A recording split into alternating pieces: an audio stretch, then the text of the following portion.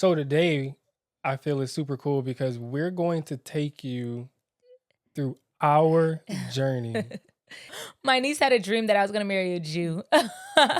It's funny because it was different dreams. She had a dream, then someone else was telling me. Julian.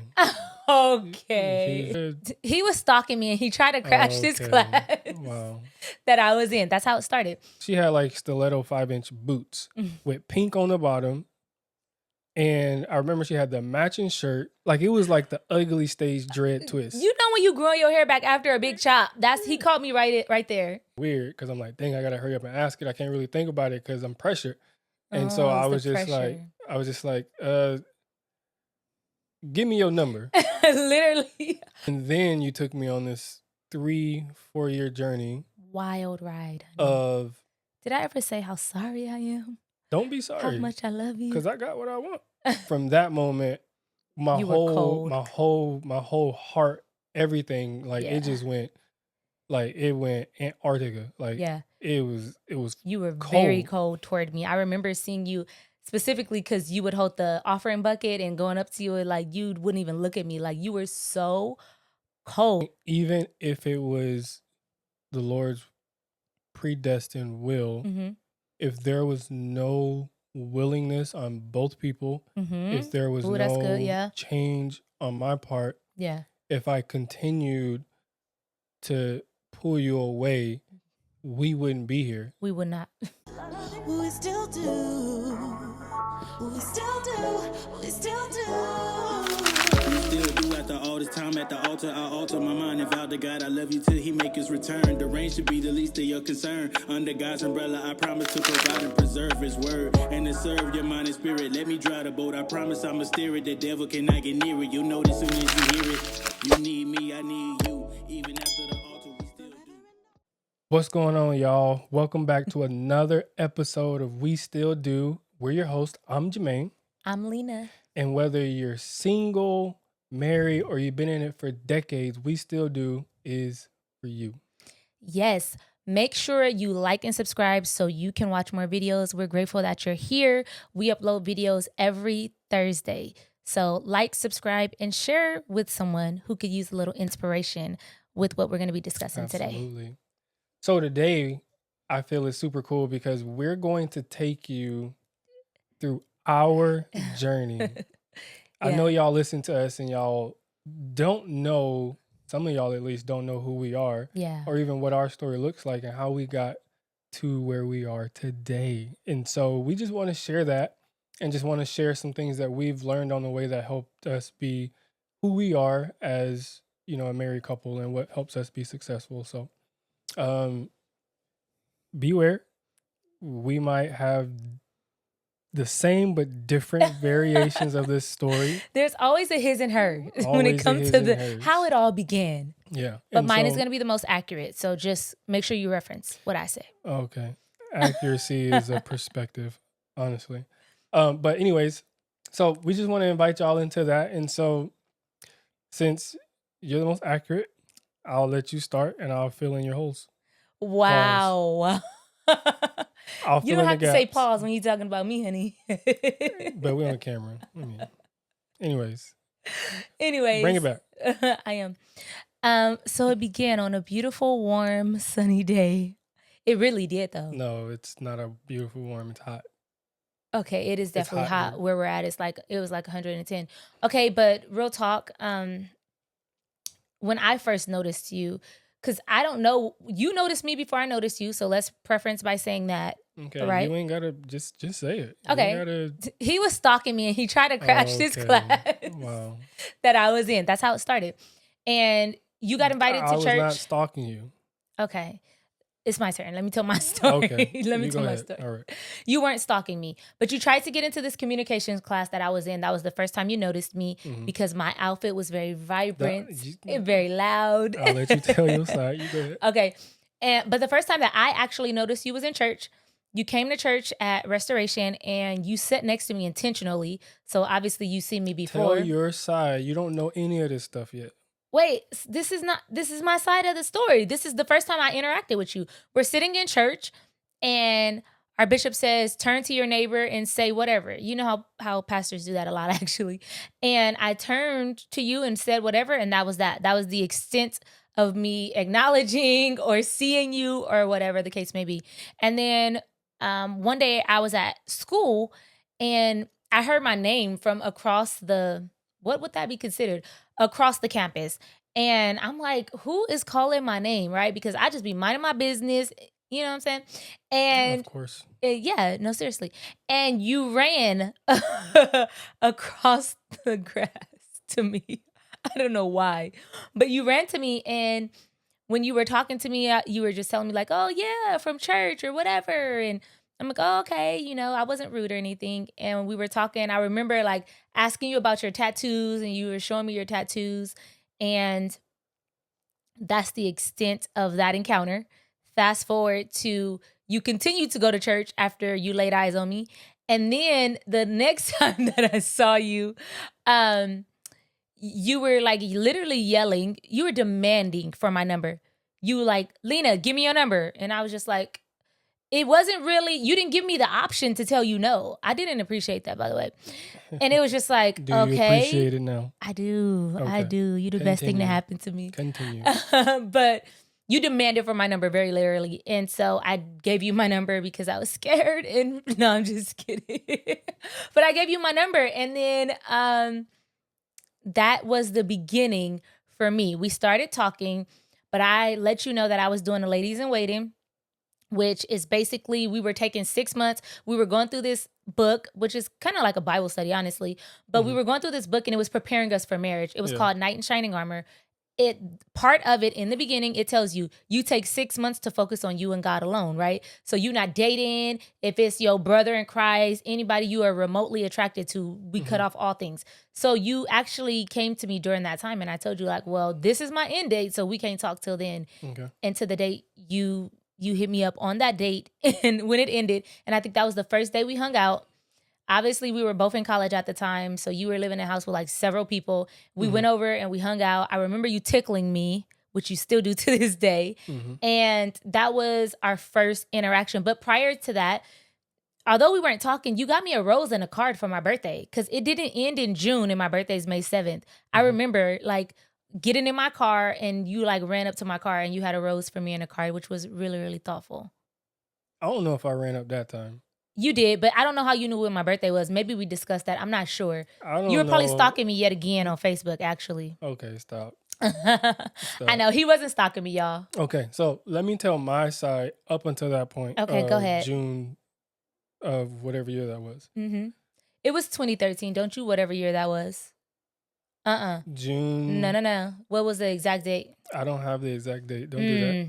It was June. Just remember June. I got the important dates. I got your birthday. I got our anniversary. I got our kids' birthdays. That's all I need to know. When did you first tell me you love me? That's all I need to know. So this is my favorite story, by the way. That's why I'm all giddy. I know.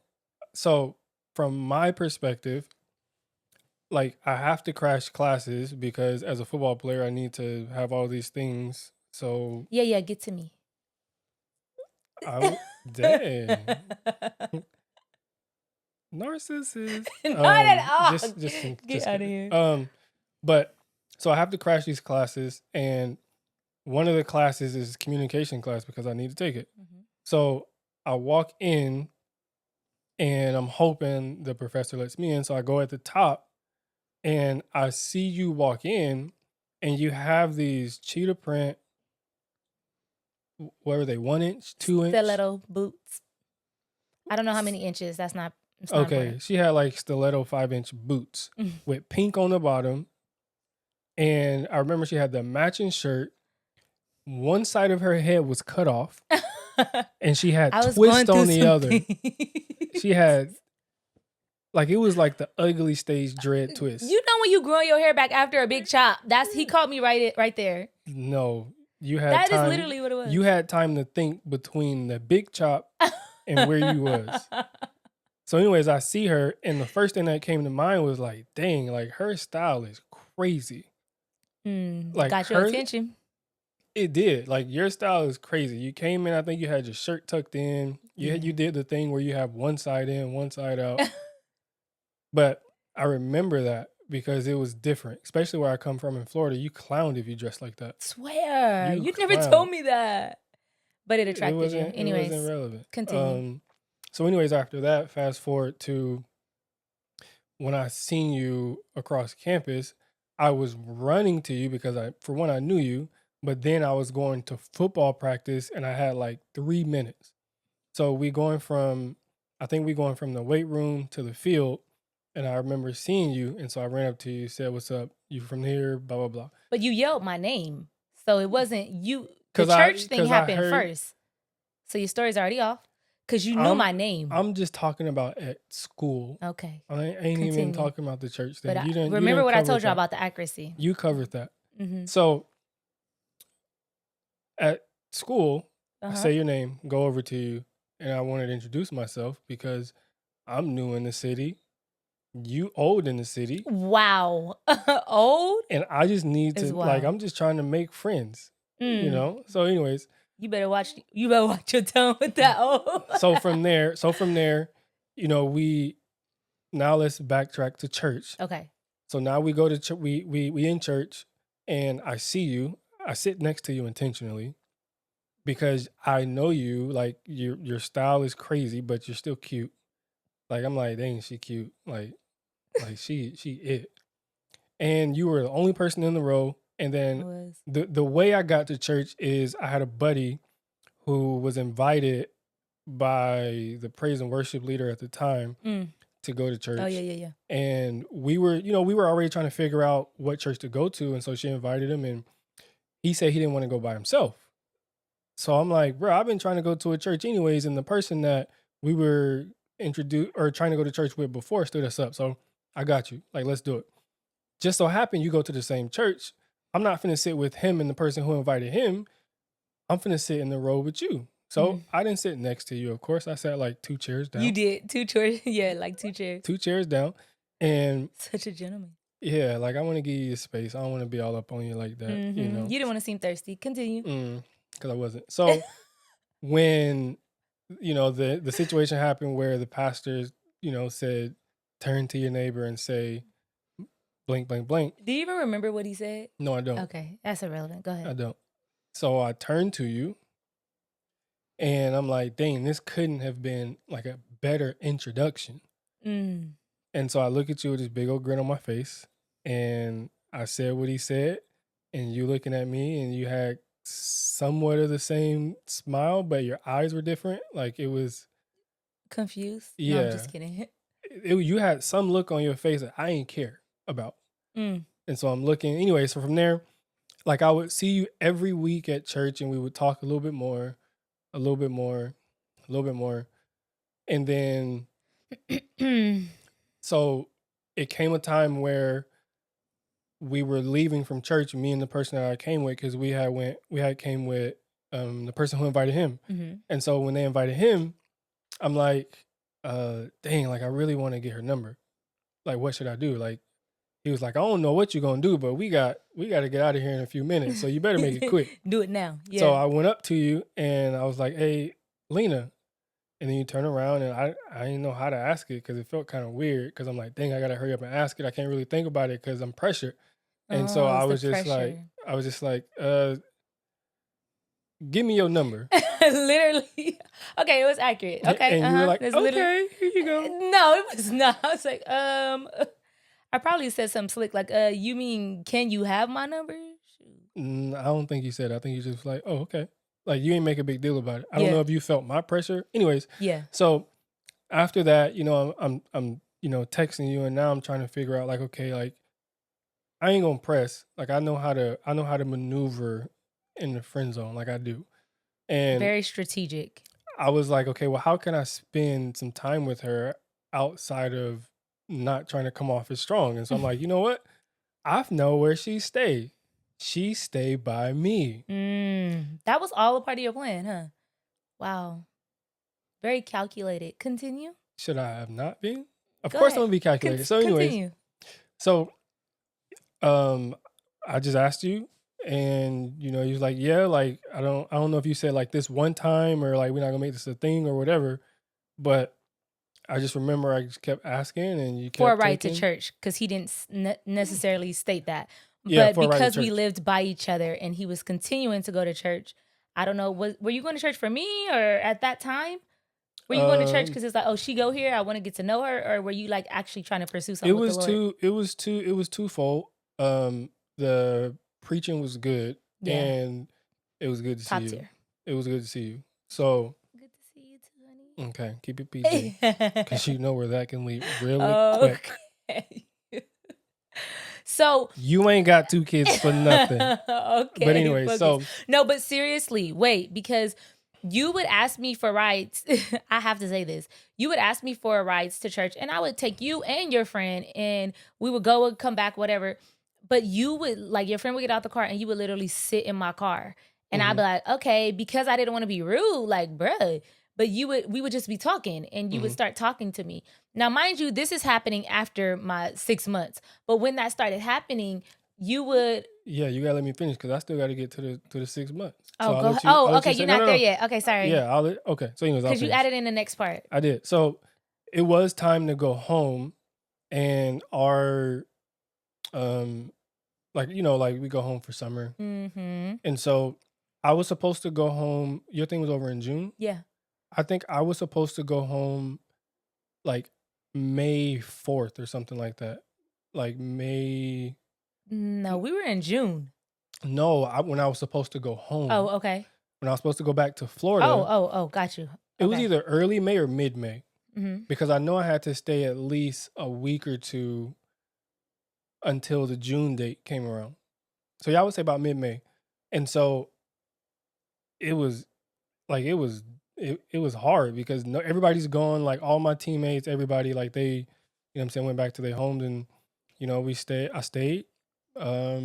Just to hang out with little old me. Yeah, like we had a great time, and I mean, it was all she wrote from there. Then, And the rest is history, and here we are married with 2 kids. Definitely not rest is history, because we got a whole part that we need to talk about. Yes, we do. So, but then from there, it was the car. Share how you were strategically in the friend zone, though, because you played it real good. Yeah. So like you had done this before, actually. Yeah. So when it came to spending time with you, like I enjoyed it. It wasn't like a press, because like I didn't want to make a move and destroy the friendship. Yeah.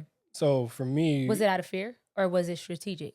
It was strategic. Okay. Like I would say it was more strategic, but there was a little bit of fear, because if I tell you like, hey, I like you, I want to make this a thing, then there's the chance now of like ending this type of friendship that we got. So I'm like, I can hold off, you know what I'm saying? Until I feel like the reciprocation, like I'm cool. Okay. And so I started to feel that reciprocation, I think, closer to the end of that year. Okay.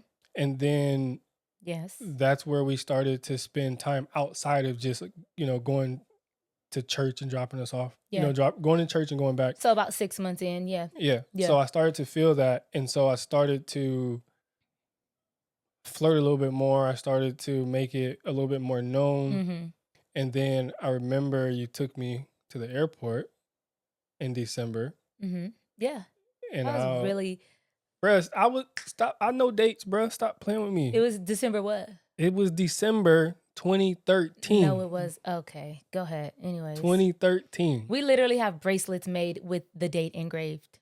You're right. I mean, I still got it, because I might not remember the exact date. But anyways, stay focused here. You're getting off on the wrong details. I'm going to see if we can insert that right there, Stop. the bracelets we have. So they can know the date since you don't. Okay, so December 13th. And this is one of your favorite days. So it is. I'll let you kind of start it off. Okay, but he's leaving out a lot. Okay, so yes, all that. Yes, and yes. But also I think worth noting is like during that time we was going to church and doing all that, and you played the friend zone very well. I had no idea you wanted anything more. Mm-hmm. We would go to Denny's, we would go to the movies, but we were literally just hanging out as friends. I specifically told you we were associates, like not even friends. Mm-hmm. And so we were building something. Obviously, I didn't know it at the time, but it was like a genuine friendship where we just enjoyed being around each other. Mm-hmm. Fast forward to 6 months in, where you needed a ride to LA, which is like wild. And I drove you to LA and we went to Hollywood. You had never been on Hollywood Boulevard. And I'm like, okay, let me show you. Cause you know, LA's my town. And this is where we should insert pictures. oh yeah, we I have pictures. Yeah, for sure. Because you had braces and you had your... We both had braces. By this time, this is where your hair is like right here. Yeah, okay. Yeah, for sure it was. Yeah, it was growing back. See, it was growing back. And I remember on the way to LA, like you were talking to me and you told me that you loved me. Like you were in love with me. And it was like, I love you too. You know, it was like this feeling that I knew that I had, that I felt, but I don't know. So from there, it kind of took off because we were on Hollywood. Remember, we were just friends. Like literally, you were playing the friend zone until that moment where you tell me you went straight deep in, right? You're like, oh, I'm in love with you or whatever. I tell you I love you too. We had the most amazing time on Hollywood Boulevard. We're holding hands like a full-blown couple. We got the bracelets made with the dates. And it was just this amazing time getting souvenirs for your parents and stuff. It was like a really, really good time. But then when you were getting ready to get on the plane, is that when I cried? That's also when we first kissed, no? Because we went to Santa Monica Beach, right? We went to Hollywood Boulevard, then Santa Monica Beach, and we were standing. Oh, we actually, fun fact, took one of our marriage photos after we got married. We got married on the cliffs across the street from Santa Monica Beach, and we took a picture where we first kissed, which was really special. But anyways, we shared our first kiss there. And I remember when it was time to actually take you to the airport, I like cried. I didn't want you to leave. It was so sad. It was the best day ever. It was fun. And that was kind of, it was hard, but it was also a good feeling too for me. Really? Because, you know, you've been acting every which way, you know what I'm saying, associate, like making me the associate. Oh yeah, I let that be known. You didn't really know how I felt. But then, you know, telling me that you love me, like that was a good feeling. So going back was hard, but like coming back was like, okay, I got something to look forward to. Yeah. And then you took me on this 3-4 year journey. Wild ride. Of... Did I ever say how sorry I am? Don't be sorry. How much I love you. Because I got what I want. Don't be sorry. Listen. So anyways, before we go into that, okay, so that journey just through wild. the 3 or 4 years, I remember sharing that, like sharing, like, you know, I love you, and I'm like, okay, like I'm like looking forward to coming back and all the things, and then you hit me with that, nah. And I'll let you go into that because Was it the nah? From there, I remember you came on like pretty strong. I loved you, no doubt. There was no denying that. But I remember you telling me we had a conversation and you told me that I was your wife. And I was like, the Lord didn't tell me that. You know, like the Lord didn't tell me that. He gonna have to tell me too, you know. I even asked you like, how did you know? And you were like, I just know. And one thing that I find funny is that they say when a man knows what he wants, like he knows and he goes after it. And I find that to be very true in our story because you just knew. You knew. And I didn't see what you saw, especially then at that time. But I think there was so much confusion. There was a few things. There was one, I had a lot of fear of making the wrong decision when it comes to marriage because I know like this is one of the greatest decisions outside of Jesus that you will make in your life. And so there was a lot of fear of making the wrong decision. I had this mindset that there's just this one person for me and I don't want to marry the wrong person because of what that could, the chaos or the hell or heaven that it could create in my life. And so I was very fearful of that because I didn't have an example of what that looks like. I didn't know what a healthy marriage was or what it, you know, all you hear about is the divorce. And so that was really, I think it was a lot of fear there. There was also a lot of indecisiveness and there was a lot of confusion because other people had dreams and were telling me that someone else was my husband. When he Hispanic or something like that? No, my niece had a dream that I was going to marry a Jew. It's funny because it was different dreams. She had a dream, then someone else was telling me. Julian. Okay. He's Julian. Hey, you put my niece on the spot? No, I think it was her who had a dream. Anyway, he wasn't black. And you are tall, dark, and handsome. Just like it. But anyways, So I think there was a lot of confusion there for years because they were pointing me in a different direction. And we had this thing where we were still hanging out. I was still giving rides. Then you got your own car. We would still hang out and stuff. But it wasn't like we were exclusively dating or anything like that. During this 3 years, I think we were together once for like 2 weeks and I was like, nah. And I really do think a lot of it was fear. And it took me a while to get my act together. But during that time, greatest transformation, you give your heart to the Lord, because I had told you, like, you, based on your lifestyle, was like, nah, that's not what I'm wanting. You turn your life around for the Lord, though. It wasn't for me. Initially, you started coming, it was maybe a little bit of both, twofold, but you did it for you and the Lord. And you started ushering and like doing all the things in the church, getting involved, but you started hanging around married people, married men more specifically. Yeah, but before that, like, you know, when you talk about like, okay, I am like, this lifestyle is not for you. Oh, yeah. I think more than this lifestyle not being for you, and more than this lifestyle not being for you, it's the effect on you in which the lifestyle was the problem. So yeah, I like you, like I'm like I'm one track minded at this point, Yeah, because for you sure. know, high school, like I wouldn't really know good. You know, I wouldn't, you know, I was dogging and all that. And so like that wasn't the case. But the problem was, like I wasn't like I was teeter-tottering, like tempting you to be sexual. Mm. You know what I'm saying? So like, That came way later.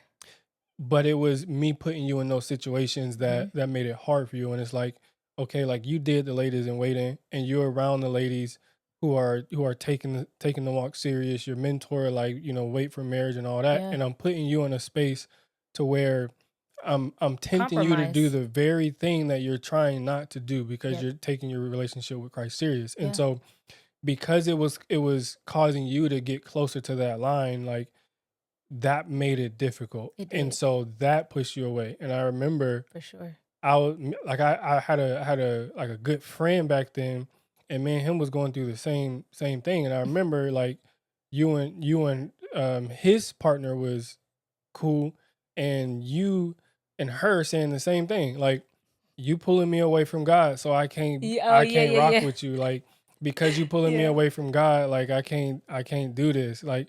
And so it was like, the reason I got around married men is because, one, I wanted to be married, but two, like I needed people to talk to. Mm. You know what I'm saying? Because like I feel so strongly for you, and I don't have nobody that I felt can relate to me at the time. Mm. And so like I'm talking to these men, and it was men at the church. It was like, you know, when I got involved with cleaning the church, and when I got involved with you know, different aspects of the church, it's like I'm around these men who are serious about marriage as well. And so they kind of helping me navigate some of the turmoil, you know what I'm saying? And through that, it's like, man, like, Lord, I just wanna be in a space to where I'm not so pulled by what I feel because of this woman. Mm. Wow. You know what I'm saying? Like, I don't want to be in this space where, okay, we good, then I'm good. If we not good, I'm not good. You know what I'm saying? Like, I put you through the ringer. you did. And Yeah. then I got like, eventually, like after the transformation that you were talking about, like, and I'm taking my relationship with Christ serious, like, you still weren't sure. Yeah. And so it got to a point where it's like, I think I remember vividly, and we got to get into the details, but I remember wanting to be your Valentine. Oh, yeah, yeah. And you was like, I'm thinking about this other person being my Valentine. Gosh, this sounds so horrible. Yes. I was like, you got me messed up. And from that moment, You were cold. my whole heart, everything, like Yeah. it just went, like it went Antarctica. Like Yeah. it was You were very cold. cold toward me. I remember seeing you specifically because you would hold the offering bucket and going up to you and like you wouldn't even look at me. Like you were so cold. And that affected me in a way that I was like, dang, I had never seen you like that. But I remember the conversation. We were at the church and you got in my car and we were talking and you were like, look, I'm going to be somebody's husband. If it's not you, like, I'm going to be somebody's husband, you know? Mhm. I'm hanging around married men. I'm doing the work, like, to become the husband I know I'm called to be. And if it ain't you, it's going to be somebody that was just like, oh, okay. Like, he not playing no games, you know? But I think through all the journey, what it taught me, the way that you loved me, I had never experienced before. Mhm. And you had this relentless pursuit of me. Like, no matter what I said, or no matter what was going on, or no matter how indecisive, you were so sure, and like, let it be known that you loved me. Like, it was known in our church that you wanted me. You know what I mean?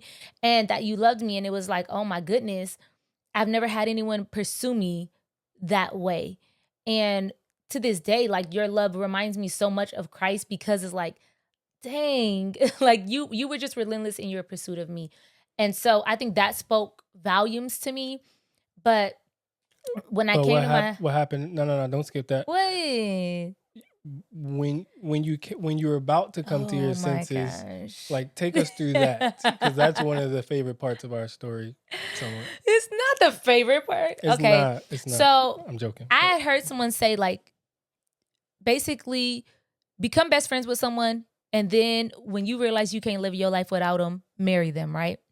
And in this moment, I'm at work, I'm on the bathroom floor, and I'm Marco Polo and my best friend Rochelle, shout out to her.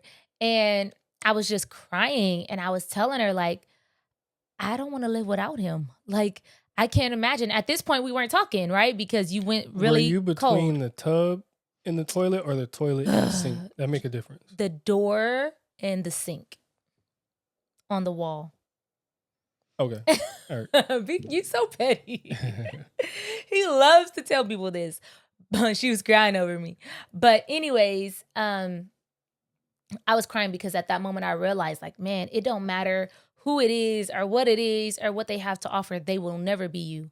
And I realized I don't want to live my life without this man. Yeah, like, and oh my goodness, that's my best The reason friend. why that's one of my favorite parts in the story is not because you're on the ground crying, but it was like, if that moment didn't happen, we wouldn't be here. Yeah.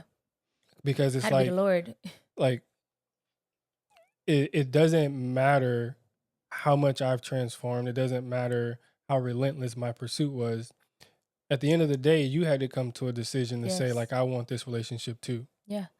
And up until this point, like, you would want to do counseling, like, let's get mediator, let's get outside. And I was never for it, because I'm like, that's a serious step. And I don't know that I'm there yet. But in the moment where I had that realization, you were still cold, but I told you, like, let's do counseling. And we went to counseling. And from there, things did move progressively quick.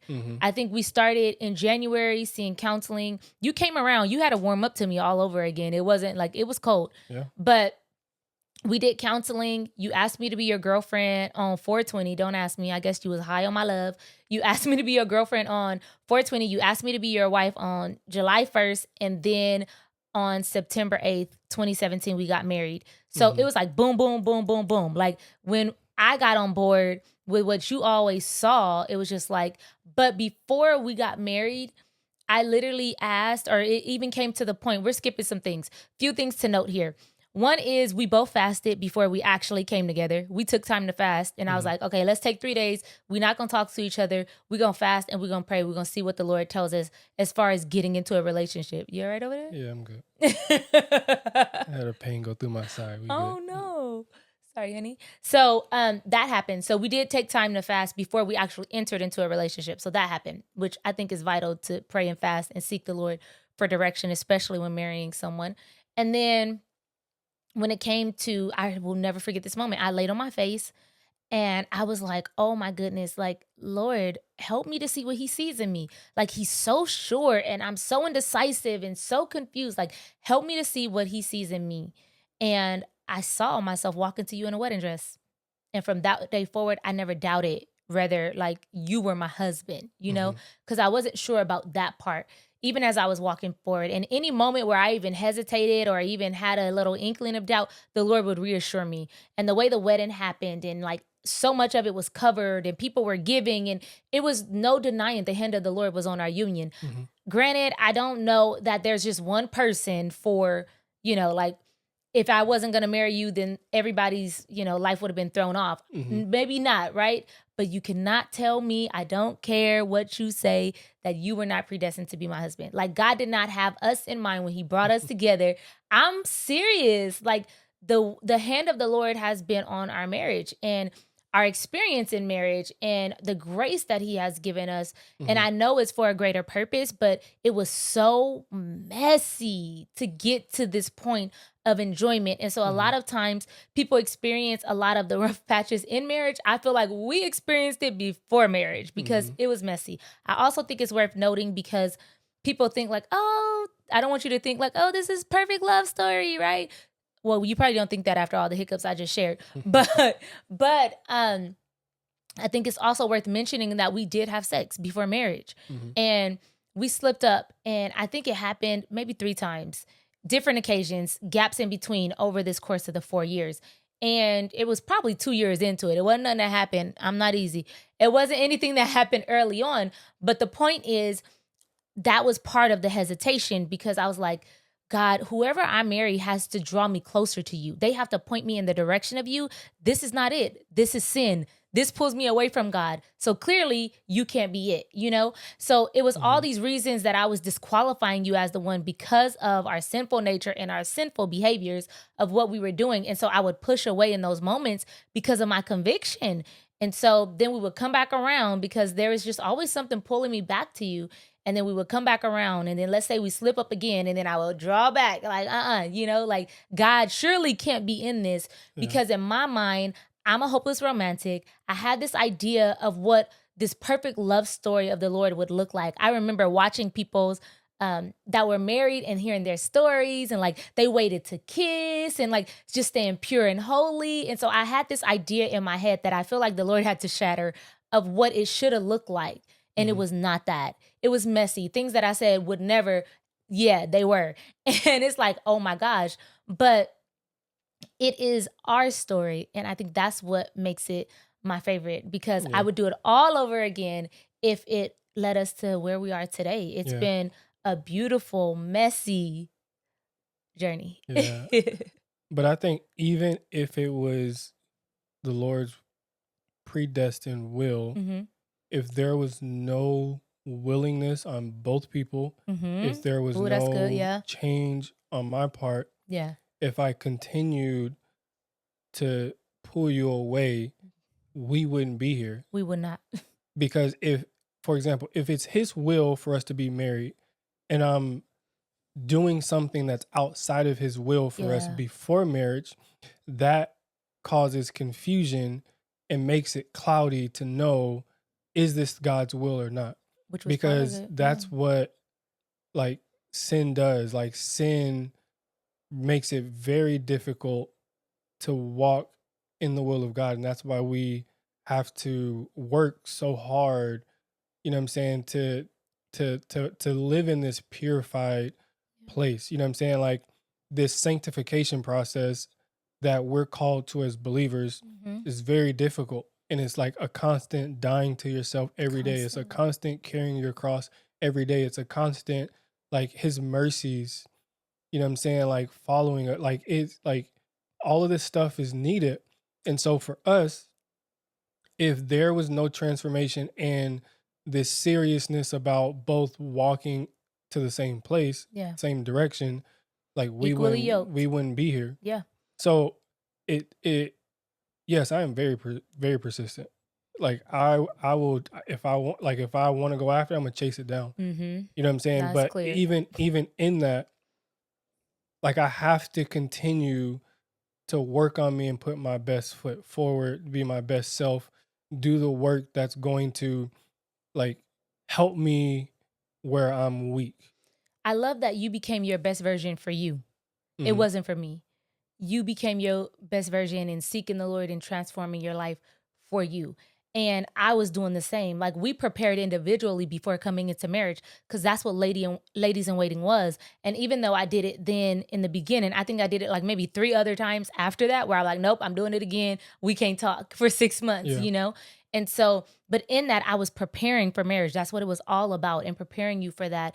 And I think in learning to enjoy where I was as a single woman and just falling in love with the Lord, it actually helped me to love you better. Mm-hmm. And I think because I didn't have an example of what that looked like, it now gave me some sort of guide on what that could even look like and how marriage is supposed to look like when Christ is in the center of it. Yep. Because I didn't know like marriage can actually like get better and better and better, you know?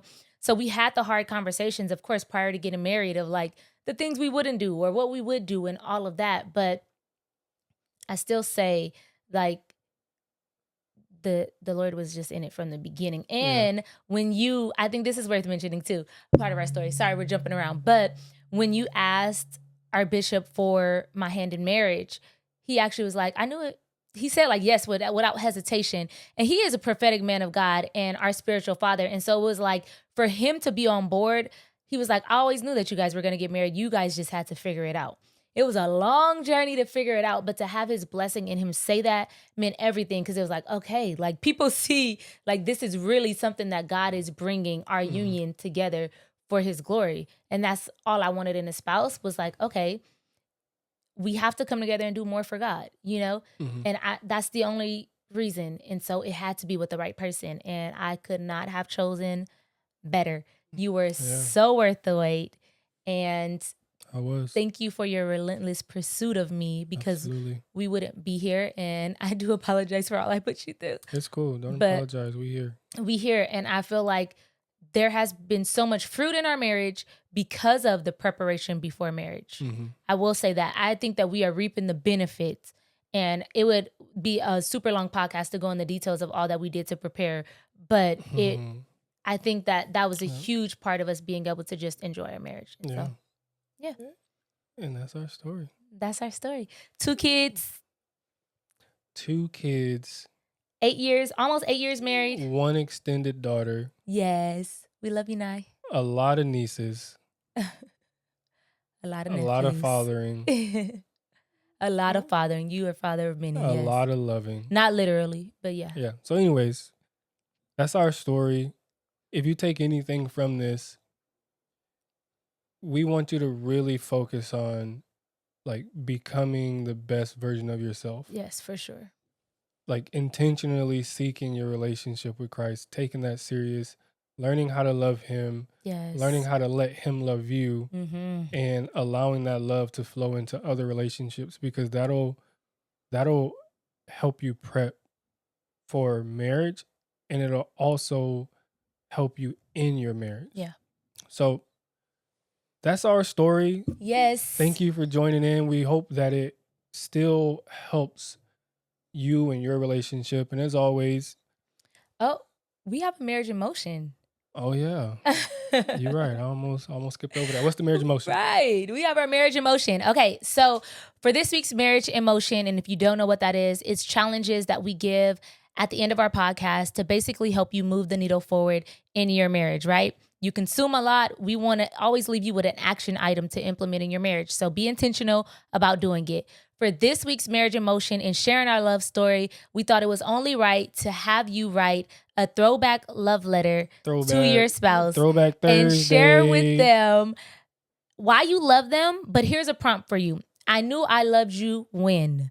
So write a love story. Doesn't have to be long. Take 10 minutes. And then you guys exchange letters. And remember your love and how it started and what brought you guys to this point. Because a lot of times we get caught up in life that we forget why it all started in the first place. Yeah. And honey, I knew I loved you when the Lord transformed your life. And it was for you. That and your pursuit. And it was just like, oh my God, he really loves me. I think your love has healed me in ways that I didn't even know I needed and didn't think that was possible. And you've loved me in a way that I've never experienced with anyone.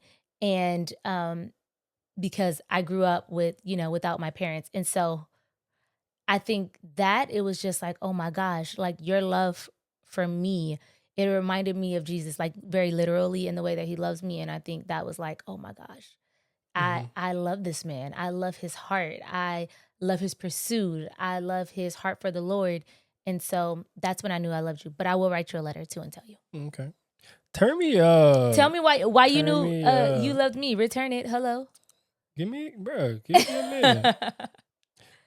I knew I loved you when I seen you twerk that one day. Get Throw that out of thing in a here. circle. Throw that thing in a There circle. was none of that. No, I'm joking. I think I knew I love you when. But I do throw it back now. But I'm married, so it's okay. True. I knew I loved you when I seen the way you loved your family. Really? Because you stay with, I guess the closest things to you of like The men in my life, yeah. yeah, the men in your life. That's a great way to say it. Yeah. The way I seen you love them, be there for them, that really drew my attention to you because it's not just you're beautiful. It's not just smart, great conversation. Like it's the way I seen you love the men in your life. Wow. It was like, man, like that's amazing. You know what I'm saying? Like That was the also only- prep for the- marriage, huh? the only other person I seen love people like that was my mom. Wow. And so it was familiarity to it. And so seeing that from you, it was like, yeah. They say a I man love her. marries his mother or goes after a woman with similar, not marry your mama because I'm not your mom, but you know what I mean? Like similar qualities that you've seen in a woman. So that's really sweet, honey. So, okay. Okay, But I'll write y'all. you one too. Thank you for joining us on this episode. Don't forget to like, subscribe, and make sure you share it with someone who could use a little inspiration or needs to remember their love story and how it all got started. Remember, you can thrive after the altar. Yes. This is We Still Do. Thank you for joining us. Peace. Always gonna love you and always. No doubt you're my blessing. Ain't no second guessing. No one can separate. We find a good thing. Even after the altar, it's marriage in motion.